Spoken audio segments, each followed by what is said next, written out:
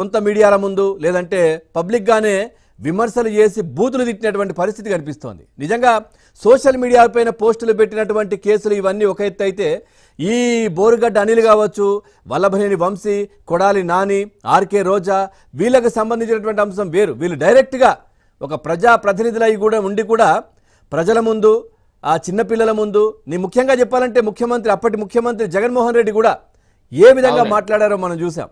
So ఏం చెప్తారు sir? ఇప్పుడు బోరుగడ్డ అనిల్ కస్టడీకి తీసుకున్నారు, దాంట్లో ఎంక్వైరీ మొదలైంది. చాలా అంశాలు అయితే ఆయన వెల్లడిస్తున్నట్టుగా తెలుస్తూ ఉంది.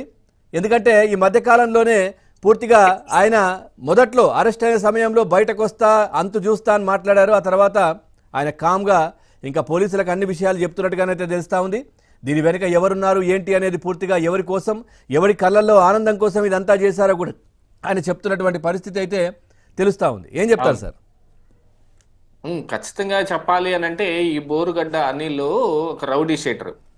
ఈయన మీద రౌడీ షీట్ ఓపెన్ చేశారు. మొన్న ఈ కేసులన్నిటి మీద ఇతను అప్గ్రేడ్ కూడా చెందాడు. ఆ రౌడీ షీట్ లో టాప్ మోస్ట్ రౌడీ షీట్ కూడా మొన్న ఈయన మీద పుటాన్ చేయటం జరిగింది.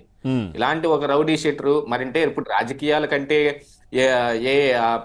ఏదో చెబుతారు చూడండి, ఏం అంటూ ఉండదు, కలంకం ఉండదు అన్నట్టు, మరి రాజకీయాల్లో మన రాజ్యాంగం అంత ఫెసిలిటీస్ కల్పించడం జరిగింది.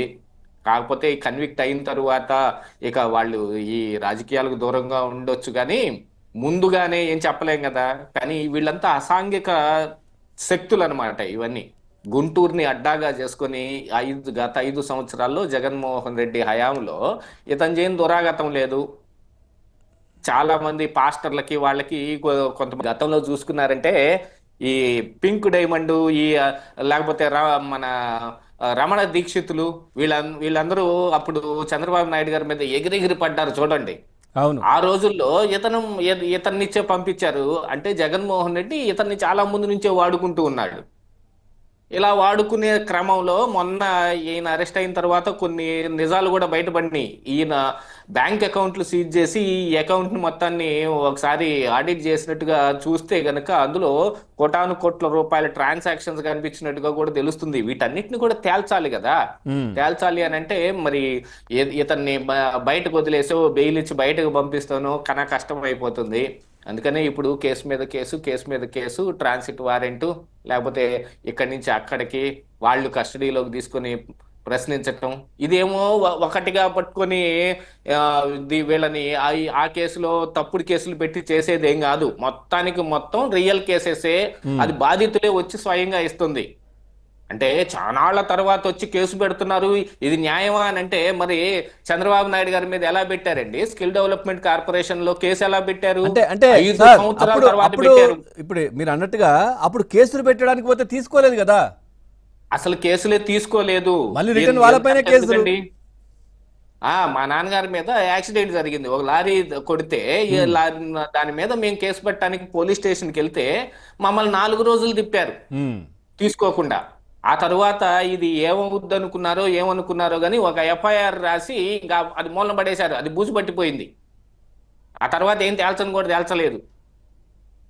తర్వాత ఆయన చనిపోయిన తర్వాత ఇప్పుడు నన్ను అడుగుతున్నారు, మీరు మీ నాన్నగారు ఎటుకు లేరు కదండి, మేము ఈ కేసుని ఫైనలైజ్ చేసేస్తాం, దీన్ని తీసేస్తాము, మీరు సహకరించండి అని. సరే నేను సహకరిస్తానులే, మీకు కావాల్సిన కాగితాలు ఏమో అడగండి, నేను చెబుతాను, లేకపోతే స్టేట్మెంట్ ఏమైనా కావాలంటే ఇస్తాను, డెత్ సర్టిఫికేట్ కూడా ఇస్తాను అని అంటే, ఇప్పుడు దానికోసం నా చుట్టూ తిరుగుతున్నారు. ఆ రోజున పోలీస్ స్టేషన్ చుట్టూ తమ తిరిగితే ఎవరు పట్టించుకోవాలా కేసు పెట్టడానికి వెళ్తే? అంటే అప్పుడు వైసీపీ అధికారంలో ఉన్నది. వాళ్ళు చేయించిన పనికి ఆ లారీ కారును గుద్ది మళ్ళీ అది పక్కకు పడితే దాన్ని వదలకుండా మళ్ళీ 2వ సారి వచ్చి గుద్దాడు. అంత ట్రాప్ లో చేసిన ఆ పని మీద కూడా వాళ్ళు కేసు తీసుకోకుండా ఇంకా తాత్సారం చేస్తా ఉన్నారు. లారీని కూడా వదిలేశారు చూడండి. దాన్ని ఇక్కడ నుంచి విజయవాడ వైపుగా వెళ్తూ కాజా టోల్ ప్లాజా దగ్గర పోలీసులు పట్టుకున్నారు. ఎందుకంటే ఇక్కడ ఈ యాక్సిడెంట్ అయినప్పుడు జనాలందరూ వస్తారు, అంబులెన్స్ ని పిలుస్తారు, అక్కడ నోట్ చేసిన లారీ నెంబర్ని మరి పైకి అందిస్తారు కదా. టోల్ ప్లాజా దగ్గర పట్టుకుంటే దాన్ని అందులో పచ్చి నిమ్మకాయలు ఉన్నాయండి, లోడ్ చెడిపోయిద్ది అని చెప్పి లారీని కూడా వదిలేశారు. ఆ రోజున ఎవరు కనపడకుండా పోయారు, ఐపు అజ్జా లేదు, ఆ లారీ డీటెయిల్స్ కూడా మనకేం చెప్పకుండా.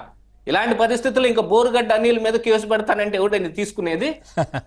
అవును. ఇతను పక్కా రౌడీ షీటరు, అర్ధరేత్రి ఇప్పుడు ఈ నిశాచరులు అంటారు చూడండి, రాక్షసులు. ఆ పాత మన త్రేతాయుగంలోనో ద్వాపర యుగంలోనో ఉండే రాక్షసులు అర్ధరేత్రి బయలుదేరతారనమాట. అట్టాగా వీళ్ళందరూ గుంపులుగా వేసుకొని కార్లు వేసుకొని అర్ధరేత్రులు తిరుగుతారండి గుంటూరు నిండా. మ్మ్. గుంటూరులో అంత సద్దుమని ఉన్నప్పుడు ఎక్కడెక్కడ ఏమేమి ఉన్నాయని వెతుక్కుంటా ఉంటారో, లేకపోతే ఇంకే మిగతా కార్యకలాపాలు ఉంటాయి కదా, ఏమో మందు తాగొచ్చు, గంజాయి కొట్టొచ్చు, ఇక అసాంఘిక కార్యకలాపాలు మొత్తం చేసుకుంటూ గుంటూరు నిండా తిరిగితే పాపం పండే రోజు ఒకటి వస్తుంది.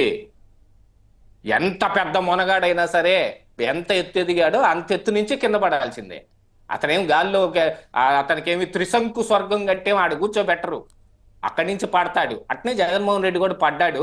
ఆ పడ్డ దెబ్బకి వీళ్ళందరికీ Right. నొప్పులు పట్టుకుంది. ఈ రోజున పోలీస్ స్టేషన్ లో కూడా ఇంకా వీళ్ళకి సహకరించే వాళ్ళు కొంతమంది ఉన్నారు కాబట్టి వీళ్ళు ఎలా ఉన్నారు, కానీ లేకపోతే వీళ్ళందరికి పీచం ఎప్పుడో జనాలే అని చేసేవాళ్ళు. వీళ్ళందరినీ, ఈ అరాచక శక్తులు మొత్తాన్ని జనాలే నిర్మూలించేసేవాళ్ళు. పోలీసుల మూలాన్ని వీళ్ళు బతికి రైట్ బయటపడ్డారు. సార్.